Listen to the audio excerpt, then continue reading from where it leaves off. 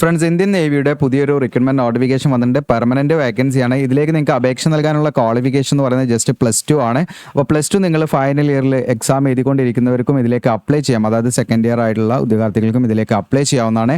അപ്പോൾ എങ്ങനെയാണ് നമ്മൾ അപ്ലൈ ചെയ്യേണ്ടത്, എങ്ങനെയാണ് ഇതിലേക്കുള്ള സെലക്ഷൻ തുടങ്ങിയിട്ടുള്ള ഇതിൻ്റെ പ്രൊമോഷൻ സാധ്യതയുണ്ടോ തുടങ്ങിയിട്ടുള്ള കാര്യങ്ങളെല്ലാം വിശദമാക്കുന്ന ഇതിൻ്റെ സിലബസ്, അതുപോലെ തന്നെ മറ്റു കാര്യങ്ങൾ എന്താണ് നമുക്ക് വർക്ക് തുടങ്ങിയുള്ള കാര്യങ്ങളെല്ലാം വിശദമാക്കുന്ന ഒരു വീഡിയോ ആണ്. അപ്പോൾ ഇതിൽ വിളിച്ചിരിക്കുന്നത് മെഡിക്കൽ അസിസ്റ്റന്റ് എന്ന് പറയുന്ന തസ്തിയിലേക്കാണ് വിളിച്ചിരിക്കുന്നത്. അപ്പോൾ അതിൻ്റെ ഒഫീഷ്യൽ ആയിട്ടുള്ള റിക്രൂട്ട്മെന്റ് നോട്ടിഫിക്കേഷനാണ് നിങ്ങളുടെ സ്ക്രീനിൽ കാണുന്നത്. അപ്പോൾ ഈ ഒരു നോട്ടിഫിക്കേഷനിലേക്ക് നമുക്ക് വരാം. അതിനു മുൻപ് നമ്മുടെ ചാനൽ നിങ്ങൾ സബ്സ്ക്രൈബ് ചെയ്യാൻ വിട്ടുപോയിട്ടുണ്ടെങ്കിൽ സബ്സ്ക്രൈബ് ചെയ്യുക. ഇത്തരത്തിലുള്ള നോട്ടിഫിക്കേഷനൊക്കെ കറക്റ്റ് നിങ്ങൾക്ക് ടൈംലി നിങ്ങളിലേക്ക് എത്തും. അത് മാത്രമല്ല, നിങ്ങൾ വീഡിയോ ഇഷ്ടപ്പെട്ടാൽ ജസ്റ്റ് ഒന്ന് ലൈക്ക് ചെയ്യുക. അപ്പോൾ നിങ്ങൾ തരുന്ന ലൈക്ക് നമുക്ക് കിട്ടുന്ന വലിയൊരു അംഗീകാരമാണ്, നമ്മുടെ ചാനലിൻ്റെ നിലനിൽപ്പാണ്. അപ്പോൾ നിങ്ങൾ ലൈക്ക് ചെയ്യുക, ഷെയർ ചെയ്യുക ചെയ്യുക മാക്സിമം. അപ്പോൾ ഇതാണ് ഒഫീഷ്യൽ നോട്ടിഫിക്കേഷൻ. നിങ്ങൾക്ക് കൂടെ കാണാം. Indian navy invites online application എന്ന് പറഞ്ഞാൽ കൂടെ കാണാൻ പറ്റും. അൺമാരീഡ് മെയിൽ കാൻഡിഡേറ്റ്സിന് മാത്രമേ ഇതിലേക്ക് ഇപ്പോൾ അപ്ലൈ ചെയ്യാൻ പറ്റുള്ളൂ എന്ന് പ്രത്യേകം നിങ്ങൾ ശ്രദ്ധിക്കുക. ഫീമെയിൽ കാൻഡിഡേറ്റ്സിന് ഇതിലേക്ക് അപ്ലൈ ചെയ്യാൻ പറ്റില്ല. മാരീഡ് ആയുള്ള മെയിൽ കാൻഡിഡേറ്റ്സിനും അപ്ലൈ ചെയ്യാൻ പറ്റില്ല. അൺമാരീഡ് ആയുള്ള മെയിൽ കാൻഡിഡേറ്റ്സിന് മാത്രമേ അപ്ലൈ ചെയ്യാൻ പറ്റുള്ളൂ. ഇവിടെ കാണാം ഈ സെയിലർ എന്ന് പറയുന്ന കാറ്റഗറിയിലുള്ള സീനിയർ സെക്കൻഡറി റിക്രൂട്ട്സ്. ഇതിൻ്റെ ആ ഒരു എൻട്രി സ്കീം എന്ന് പറയുന്നത് senior secondary recruits in medical assistant എന്ന് പറയുന്നത്, അതായത് SSR മെഡിക്കൽ എന്നാണ് ഷോർട്ടായിട്ട് അത് പറയുന്നത്.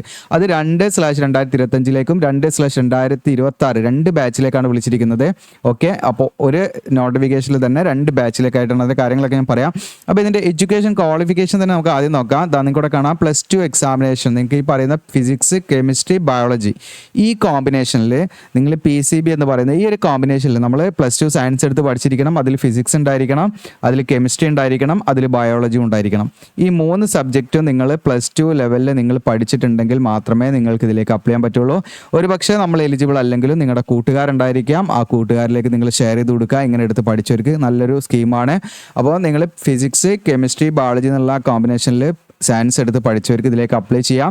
മിനിമം അതിൻ്റെ ടോട്ടൽ പെർസെൻറ്റേജ് ഓക്കെ ഇവിടെ 50% മാർക്ക് ഉണ്ടായിരിക്കണം എന്ന് പ്രത്യേകം ശ്രദ്ധിക്കുക.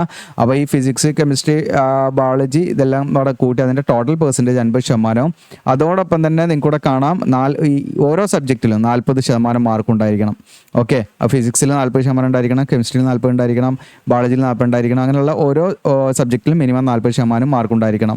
ടോട്ടൽ നമുക്ക് 50%. ഓക്കെ, അഗ്രിഗേറ്റ് പെർസെൻറ്റേജ് 50% വേണ്ടത്. അത് ഓരോ സബ്ജക്റ്റും 40% മാർക്ക് വേണം.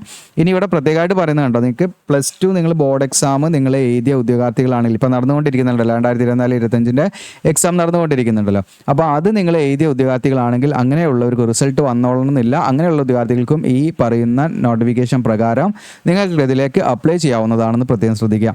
ഇനി ഇതിൻ്റെ ഏജ് ക്രൈറ്റീരിയ ആണ്. അപ്പോൾ ഈ പറയുന്ന SSR മെഡിക്കൽ നിങ്ങൾക്ക് ഇവിടെ കാണാൻ പറ്റും. 2/2025 ബാച്ചിലേക്കാണ് നിങ്ങൾ താല്പര്യപ്പെടുന്നത്. നിങ്ങളുടെ ഏജ് ലിമിറ്റ് 1 സെപ്റ്റംബർ 2004 മുതൽ 29 ഫെബ്രുവരി 2008 ഈ പറയുന്ന ഡേറ്റോ ഇതിൻ്റെ ഉള്ളിൽ എവിടെയെങ്കിലും ജനിച്ചവരായിരിക്കണം.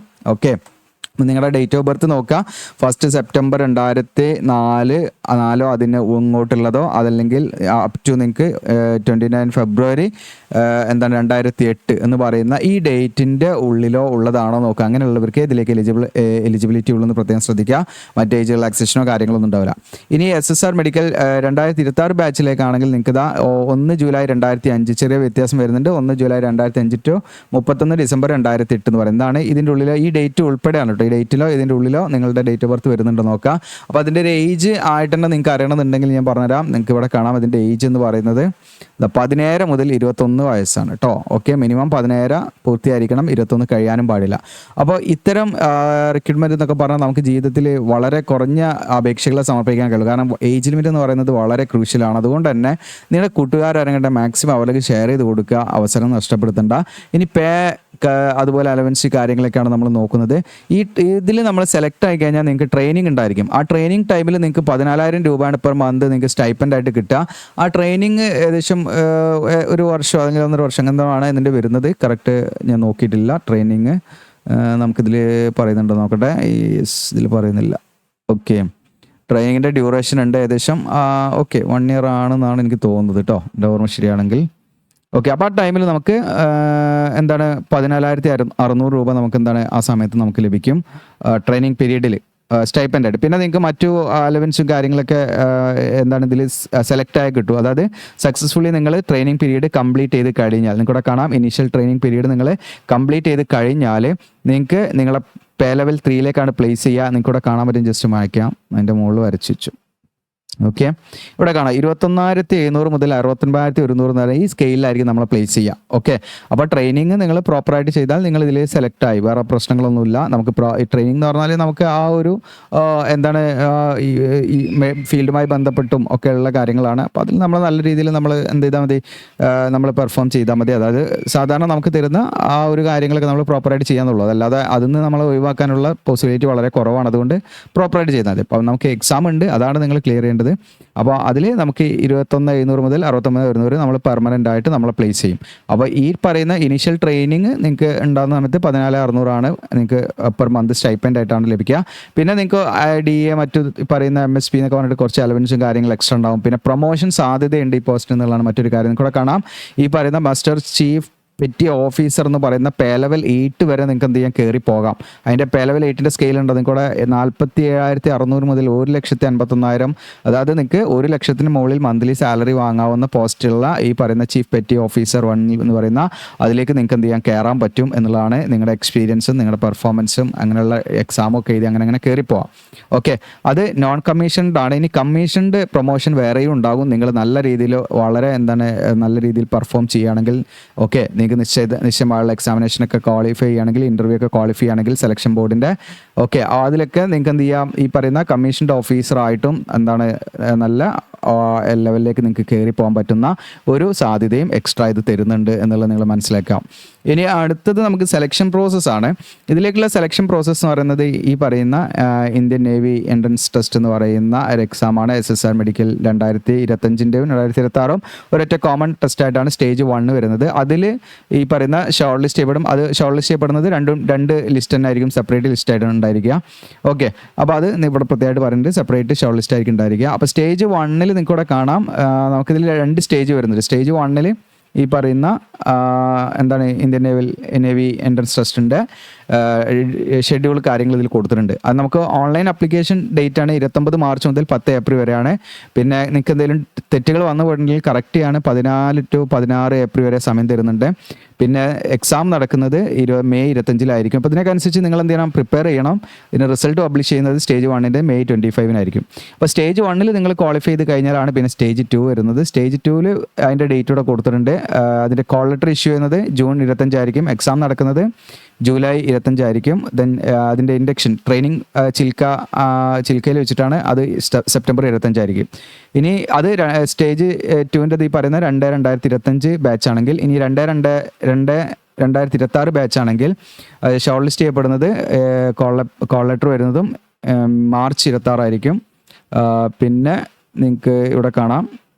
ഓക്കെ, ദെൻ സ്റ്റേജ് 2 മെയ് 26 പിന്നെ നിങ്ങൾക്ക് അതിൻ്റെ ട്രെയിനിങ് സ്റ്റാർട്ട് ചെയ്യുന്നത് ജൂലൈ 26 ഇങ്ങനെയാണ് അതിൻ്റെ ടൈം വരുന്നത് കേട്ടോ. ഓക്കെ, അപ്പോൾ ഈ 25 എന്നുള്ളത് അത് ഡിനോട്ട് ചെയ്യുന്നത് ഇയർ ആണ് കേട്ടോ. ഓക്കെ, സോറി, മന്തിൻ്റെ കൂടെ അവർ തന്നിരിക്കുന്നത് ഈ 25 ഉണ്ടല്ലോ, ഇത് 2025 ഓക്കെ, ഇത് 2026 കേട്ടോ അത് ഡിനോട്ട് ചെയ്യുന്നത്. ഓക്കെ, അത് പ്രത്യേകം ശ്രദ്ധിക്കുക. ഓക്കെ, ഇത് ജൂൺ 2025, ജൂലൈ 2025, സെപ്റ്റംബർ, ഇതോടെ മാർച്ച് 2026, മെയ് 2026, ജൂലൈ 2026 ഇത് മന്ത് ഇത് കൊടുക്കുന്നത്. അപ്പോൾ അത് പ്രത്യേകം ശ്രദ്ധിക്കുക കേട്ടോ. പിന്നെ അത്രയും കാര്യങ്ങളാണ്. ഇനി അടുത്തത് സ്റ്റേജ് 1 സ്കീമാണ് എക്സാമിൻ്റെ. അതിൽ 100 ക്വസ്റ്റ്യൻ ഉണ്ടായിരിക്കുക, കമ്പ്യൂട്ടർ ബേസ്ഡ് ടെസ്റ്റ് ഉണ്ടായിരിക്കുക. ഒന്നിന് 1 മാർക്ക് ശരിയായിട്ട് എഴുതിയാൽ 1 മാർക്ക് നിങ്ങൾക്ക് ലഭിക്കും. പിന്നെ ഇതിൽ 4 സെക്ഷനായിട്ടുണ്ടാകും: English, science, biology and general awareness. അതിൻ്റെ സ്കീമാണ് ഞാൻ അവിടെ ആ സിലബസ് ഉണ്ട്, ഞാൻ കാണിക്കാം. പിന്നെ അതോടൊപ്പം തന്നെ നിങ്ങൾക്ക് +2 ബേസ്ഡായുള്ള സിലബസ് അടിസ്ഥാനത്തിലുള്ള ക്വസ്റ്റ്യൻസ് ആയിരിക്കും. അപ്പോൾ നിങ്ങൾ ആ ലെവലിൽ പഠിക്കണം.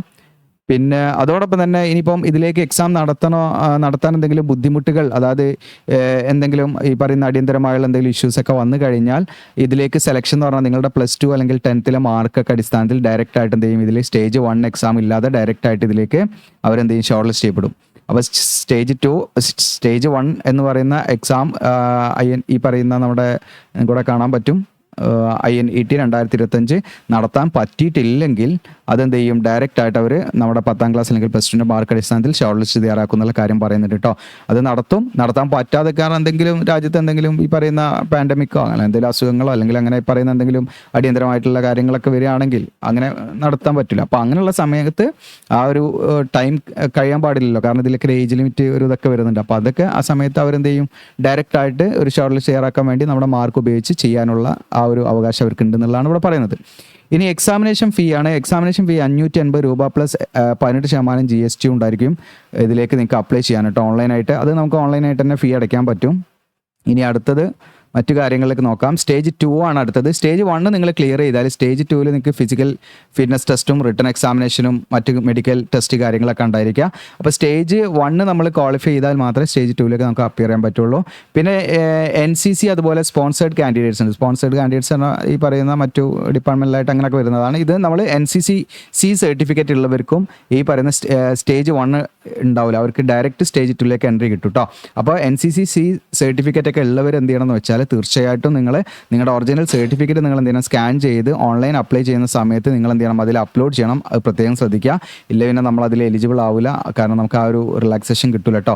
അപ്പോൾ NCC സർട്ടിഫിക്കറ്റ് ഉള്ളവർക്ക് സ്റ്റേജ് 1 എക്സാമിനേഷൻ ഇല്ല. അതായത് INET ഈ പറയുന്നത് നിങ്ങൾക്ക് ഇവിടെ കാണാം, INET 2025 എന്ന് പറയുന്ന ടെസ്റ്റ് സ്റ്റേജ് 1 നിങ്ങൾക്ക് ഉണ്ടാവില്ല. അത് നേരെ നിങ്ങൾ എന്ത് ചെയ്യും, സ്റ്റേജ് 2ലേക്ക് നിങ്ങളെ സെലക്ട് ചെയ്യാണ് ചെയ്യുക, ഈ പറയുന്ന NCC സർട്ടിഫിക്കറ്റ് ഉള്ളവർക്ക് കേട്ടോ. ഓക്കെ. പിന്നെ ഫിസിക്കൽ സ്റ്റാൻഡേർഡ് ആണ്. ഇതിലേക്ക് നമുക്ക് ഫിസിക്കൽ സ്റ്റാൻഡേർഡും ഫിസിക്കൽ ടെസ്റ്റും ആണ്. ഫിസിക്കൽ ഫിറ്റ്നസ് ടെസ്റ്റ് ഉണ്ടായിരിക്കും ഇതിൽ, PFT എന്ന് പറയും. അതിൽ 1.6 കിലോമീറ്റർ നിങ്ങൾ 6 മിനിറ്റ് 30 സെക്കൻഡ് കൊണ്ട് ഓടിയെത്തണം. പിന്നെ സ്ക്വാട്ട്സ് ഉണ്ട്, ഇത് 20 എണ്ണമാണ്. മറ്റേത് പുഷപ്പ് 15, പിന്നെ ബെന്നി സിറ്റപ്പ് ഉണ്ടാവും, അത് നിങ്ങൾക്ക് 15. അങ്ങനെയാണ് നിങ്ങൾ ചെയ്യേണ്ടി വരിക. പിന്നെ സ്റ്റേജ് 2ൽ ഉള്ള റിട്ടേൺ ടെസ്റ്റ് ആണ്. സ്റ്റേജ് 2ൽ പിന്നെ ആദ്യം ഈ പറയുന്ന ഫിസിക്കൽ ഫിറ്റ്നസ് ടെസ്റ്റ് ആണ് അവർ പറയുന്നത്. പിന്നെ സ്റ്റേജ് 2ൽ അടുത്ത് നമ്മളത് ക്വാളിഫൈ ചെയ്താൽ റിട്ടേൺ ടെസ്റ്റ് ആണ്. അപ്പം ഈ പറയുന്ന PFT നിങ്ങൾ ക്വാളിഫൈ ചെയ്താൽ റിട്ടേൺ ടെസ്റ്റിലേക്ക് വിളിക്കും. അപ്പോൾ റിട്ടേൺ ടെസ്റ്റ് എന്ന് പറയുന്നത് 100 ക്വസ്റ്റ്യൻ ആയിരിക്കും. ഒന്നിന് 1 മാർക്ക്, ഒന്ന് ശരിയാക്കിയാൽ 1 മാർക്ക് ലഭിക്കും.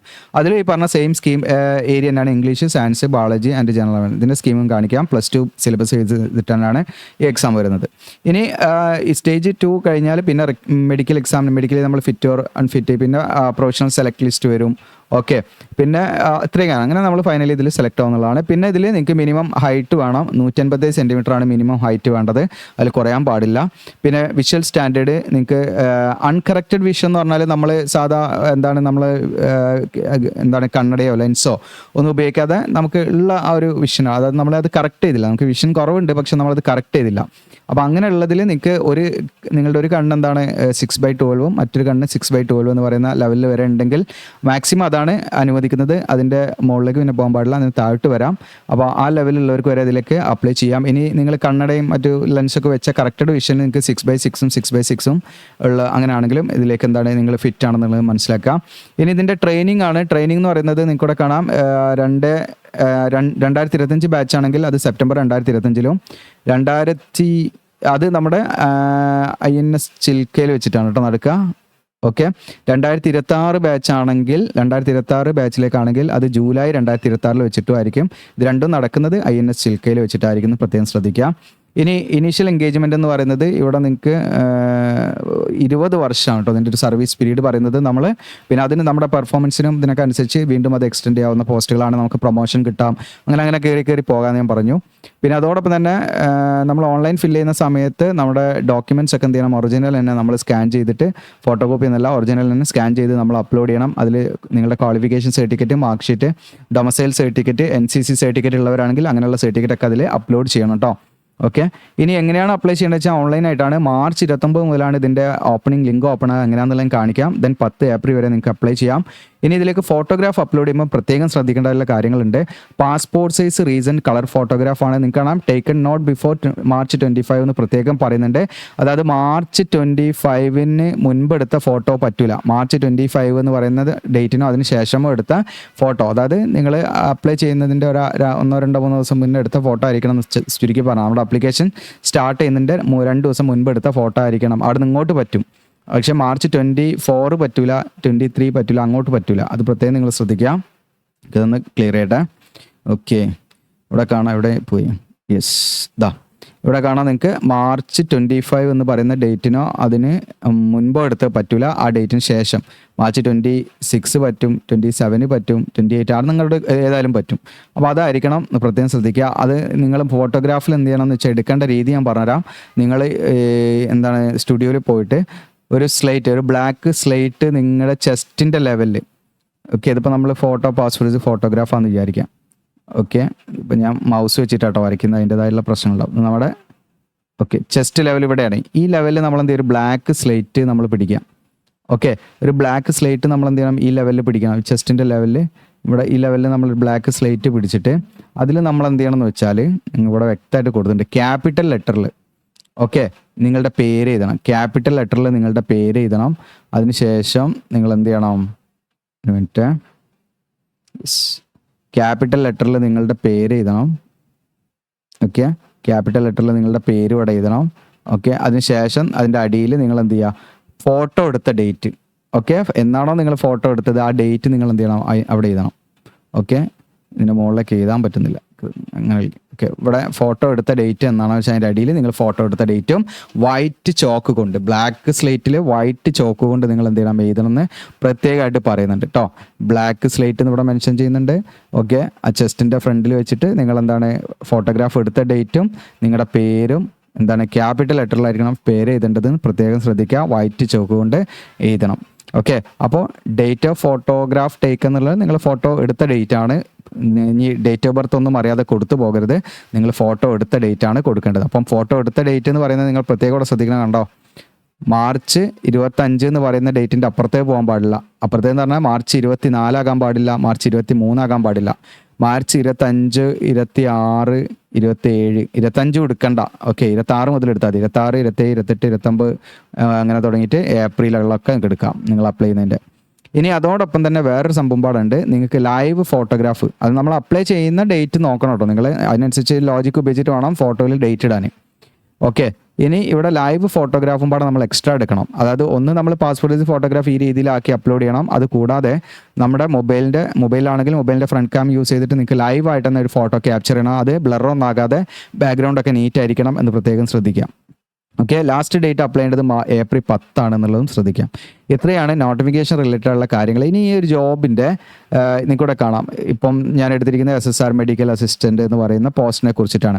അപ്പോൾ ഈ ഒരു പോസ്റ്റിൻ്റെ പ്രത്യേകത എന്ന് വെച്ചാൽ ഇപ്പം നമ്മുടെ വലിയ ടെക്നിക്കൽ ഒരു ഓർഗനൈസേഷനിൽ തന്നെയാണ് നമുക്ക് ഈ ജോലി. അതായത് ഇന്ത്യൻ നേവിയുടെ പവർഫുൾ ആയിട്ടുള്ള മോഡേൺ ഷിപ്പായിട്ടുള്ള ഷിപ്പുകൾ ഉണ്ടായിരിക്കാം, എയർക്രാഫ്റ്റ് ക്യാരി ചെയ്യുന്ന, അതുപോലെ ഗൈഡഡ് മിസൈൽ ഡെസ്ട്രോയർ, അതുപോലെ ഫ്രിഗേറ്റ്സ് തുടങ്ങിയിട്ടുള്ള റിപ്ലനിഷൻ ഷിപ്പ് തുടങ്ങിയിട്ടുള്ള ടെക്നിക്കലായിട്ടുള്ള, അതുപോലെ തന്നെ സബ്മറൈൻസ് എയർക്രാഫ്റ്റ് തുടങ്ങിയുള്ള ഇങ്ങനെയുള്ള വിവിധ നമ്മുടെ ഇന്ത്യൻ നേവിയുടെ അഡ്വാൻസ്ഡ് ടെക്നോളജി കാര്യങ്ങളൊക്കെ ഉള്ള ഇത്തരം ഷിപ്പും കാര്യങ്ങളിലൊക്കെ ആയിരിക്കും നമ്മൾ എന്ത് ചെയ്യേണ്ടത്, ജോലി ചെയ്യേണ്ടി വരിക. അതന്നെ നമുക്ക് കിട്ടുന്ന വലിയൊരു അംഗീകാരമാണ്. കാരണം നമുക്ക് ഇന്ത്യൻ നേവിയുടെ ഇതിൽ ജോലി എന്ന് പറയുമ്പോൾ തന്നെ നമുക്ക് സമൂഹത്തിൽ ഭയങ്കരമായിട്ടുള്ള റെസ്പെക്റ്റും കാര്യങ്ങളൊക്കെ കിട്ടുന്നതാണ്. അപ്പോൾ അത് നമ്മൾ മനസ്സിലാക്കുക. അതുപോലെ വർക്ക് എൻവയൺമെൻറ്റ് എന്ന് പറഞ്ഞാൽ നമ്മൾ ഇവിടെ പ്രധാനമായിട്ടും നേഴ്സിങ്ങും ഫസ്റ്റ് എയ്ഡിലുമാണ് നമ്മൾ ഫെമിലിയർ ആകേണ്ടത്. ഓക്കെ, നേഴ്സിങ്ങും അതായത് മെഡിക്കൽ അസിസ്റ്റൻ്റ് എന്ന് പറയുന്ന തസ്തികയാണല്ലോ. അപ്പോൾ നേഴ്സിങ്ങും ഫസ്റ്റ് എയ്ഡും ആണ് പ്രധാനമായിട്ടും നമ്മൾ ഇതാക്കേണ്ടത്. അത് കൂടാതെ മെഡിക്കൽ സ്റ്റോറും ഡിസ്പെൻസറീസും അങ്ങനെയുള്ള കാര്യങ്ങളൊക്കെ നമ്മൾ എന്ത് ചെയ്യണം, മാനേജ് ചെയ്യണം, സൂപ്പർവൈസ് ചെയ്യണം എന്നുള്ള കാര്യങ്ങളാണ്. പിന്നെ ട്രെയിനിങ് ആൻഡ് അഡ്വാൻസ്മെൻ്റ് ആണ്. അപ്പോൾ ഇതിൽ നമുക്ക് ഒരു INS ചിൽക്കയിൽ വെച്ചിട്ട് നമുക്ക് എന്തുണ്ടായിരിക്കും, ട്രെയിനിങ് ഉണ്ടായിരിക്കും. അത് കഴിഞ്ഞിട്ട് ബേസിക് ട്രെയിനിങ് ഉണ്ടായിരിക്കും. അത് കഴിഞ്ഞിട്ട് നമുക്ക് എന്താണ് ഈ പറയുന്ന മെഡിക്കൽ ബ്രാഞ്ചുമായിട്ടുള്ള പ്രൊഫഷണൽ ട്രെയിനിങ്ങും ലഭിക്കുന്നതാണ്. ക്വാളിഫിക്കേഷനൊക്കെ നമ്മൾ ഓൾറെഡി പറഞ്ഞു. ഏജ് 17 മുതൽ 21 ആണ്. അപ്പോൾ ഏജ് എന്ന് പറയുന്നത് നിങ്ങൾക്ക് കൂടെ കാണാൻ വളരെ ക്രൂഷ്യലാണ്. അപ്പോൾ അതുകൊണ്ട് തന്നെ നിങ്ങൾ പ്രത്യേകം ശ്രദ്ധിക്കുക, നിങ്ങളുടെ കൂട്ടുകാരെ കണ്ട മാക്സിമം ആരിലേക്ക് നിങ്ങൾ അയച്ചു കൊടുക്കുക. ഇനി ഇതിൻ്റെ നോട്ടിഫിക്കേഷനും നിങ്ങൾക്ക് മറ്റു കാര്യങ്ങളൊക്കെ ലഭിക്കുന്നതിന് വേണ്ടി നമ്മുടെ വീഡിയോയുടെ ഡിസ്ക്രിപ്ഷനിൽ ഞാൻ അപ്ലൈ ചെയ്യുന്ന ലിങ്ക് കൊടുക്കും. അതിൽ ക്ലിക്ക് ചെയ്യുക. നിങ്ങൾ Indian navy SSR medical assistant ആണ് താഴോട്ട് കാണാം, സ്ക്രോൾ ഡൗൺ ചെയ്യാം. അപ്പോൾ ഞാൻ പ്രത്യേകം പറഞ്ഞു, ഇതിലേക്ക് നമുക്ക് അപ്ലൈ ചെയ്യാൻ ഡേറ്റ് ആയിട്ടില്ല കേട്ടോ. Online application starting date March 29 മുതൽ April 10 വരെയാണെന്ന് പ്രതീക്ഷിച്ചത്. അപ്പോൾ March 29 മുതലാണ് നിങ്ങൾ ട്രൈ ചെയ്യേണ്ടത്. എങ്ങനെ ട്രൈ ചെയ്യേണ്ടത് ഞാൻ പറഞ്ഞാൽ ഇമ്പോർട്ടൻറ്റ് ലിങ്ക്സിൻ്റെ അവിടെ നോട്ടിഫിക്കേഷൻ ഇവിടുന്ന് ഡൗൺലോഡ് ചെയ്യാം. അപ്ലിക്കേഷൻ ഫോം എന്നുള്ള ലിങ്ക് ഉണ്ട്, അതിൽ ക്ലിക്ക് ചെയ്യാം. അതിൽ ക്ലിക്ക് ചെയ്യുന്ന സമയത്ത് നമുക്ക് ഇന്ത്യൻ നേവിയുടെ ഒഫീഷ്യൽ സൈറ്റിലാണ് നമ്മൾ വന്ന് കിടക്കുന്നത്. നിങ്ങൾക്ക് ഇവിടെ കാണാം SSR മെഡിക്കൽ എന്ന് പറഞ്ഞിട്ട്, ഇവിടെ കാണാം അപ്ലിക്കേഷൻ വിൻഡോസ് എന്ന് പറഞ്ഞിട്ട് medical assistant live from 29 March to 10 എന്നിവിടെ പ്രത്യേകമായിട്ട് പറയുന്നുണ്ട്. ഓക്കെ, അപ്പോൾ ഇവിടെ നമ്മൾ ഈ പേജ് കയറിയിട്ട് ഇവിടെ കാണാൻ നിങ്ങൾക്ക് രജിസ്റ്റർ എന്നുള്ള ഭാഗം കാണാം. ഇത് കൂടിയാണ് നമ്മൾ അപ്ലൈ ചെയ്തത്. പക്ഷേ നമുക്ക് ടൈം ആയിട്ടില്ല, ഞാൻ വീഡിയോ ചെയ്യുന്നത് മാർച്ച് 23 ആയിട്ടുള്ളൂ. അപ്പോൾ ഇതിൽ നിങ്ങൾക്ക് കാണാം SSR-M എന്ന് കാണാം, മെഡിക്കൽ അസിസ്റ്റൻറ്റ്. അതാണ് നമ്മൾ ക്ലിക്ക് ചെയ്യേണ്ടത്. അതായിട്ടില്ല, ഓക്കെ കൊടുക്കാം. അങ്ങനെ ഓക്കെ കൊടുത്താൽ ഇങ്ങനെ വരും. നിങ്ങൾക്ക് കാണാം INT SSR മെഡിക്കൽ 2/2025 ഇതാണ് നമ്മൾ ക്ലിക്ക് ചെയ്യേണ്ടത്. പക്ഷെ ഇത് ക്ലിക്ക് ചെയ്തപ്പോൾ ലോഡ് ആവില്ല, കാരണം ലിങ്ക് ആക്റ്റീവ് ആയിട്ടില്ല. മാർച്ച് 29 മുതലാണ് ലിങ്ക് ആക്റ്റീവ് ആവുക. ആ സമയത്ത് നമ്മൾ വീഡിയോ ചെയ്യണമെങ്കിൽ നിങ്ങൾ കമൻറ്റ് ചെയ്യുക, നമ്മൾ ചെയ്തു കൊടുക്കുന്നുണ്ട് അപേക്ഷ. നിങ്ങൾക്ക് വാട്സപ്പിൽ കോൺടാക്ട് ചെയ്യാം. ഓക്കെ, സംശയങ്ങൾക്ക് വാട്സപ്പിൽ കോൺടാക്ട് ചെയ്യരുത്, നിങ്ങൾ ഇൻസ്റ്റയിൽ ഫോളോ ചെയ്തിട്ട് കോൺടാക്ട് ചെയ്യാം. പിന്നെ ഇതിൻ്റെ സിലബസ് ഇതിലുണ്ട്, സിലബസും കൂടെ കാണാം, സയൻസ് ബയോളജി. അങ്ങനെ ഇതിൻ്റെ ഈ സിലബസ് നമ്മുടെ വാട്സപ്പ് ചാനലുണ്ട്, വാട്സപ്പ് ചാനൽ ഇടാം. വാട്സപ്പ് ചാനൽ നിങ്ങൾക്ക് കിട്ടാൻ വേണ്ടിയിട്ട് നമ്മുടെ വീഡിയോയുടെ ഇവിടെ തന്നെ ഉണ്ട് കേട്ടോ. ഓക്കെ, ഈ താഴെ നിങ്ങൾക്ക് സോഷ്യൽ മീഡിയാസിൻ്റെ ഉണ്ട്. ഓക്കെ, അതിൽ ക്ലിക്ക് ചെയ്ത് ഇതിൽ ജസ്റ്റ് നിങ്ങൾ ക്ലിക്ക് ചെയ്താൽ നമ്മുടെ വാട്സപ്പ് ചാനലിൽ നിങ്ങൾ ജോയിൻ ചെയ്യുക. ആ ചാനലിൽ നമ്മളിത് ഈ സിലബസ് കാര്യങ്ങളൊക്കെ ഇടാം കേട്ടോ. ഓക്കെ, അപ്പോൾ നിങ്ങൾക്ക് താല്പര്യം ഉണ്ടെങ്കിൽ നിങ്ങൾ അപ്ലൈ ചെയ്യുക. അതോടെ നിങ്ങളുടെ കൂട്ടുകാരുണ്ടെങ്കിൽ അവരിലേക്ക് നിങ്ങൾ ഷെയർ ചെയ്ത് കൊടുക്കുക. നമ്മുടെ ചാനൽ സബ്സ്ക്രൈബ് ചെയ്യുക, ലൈക്ക് ചെയ്യുക. താങ്ക്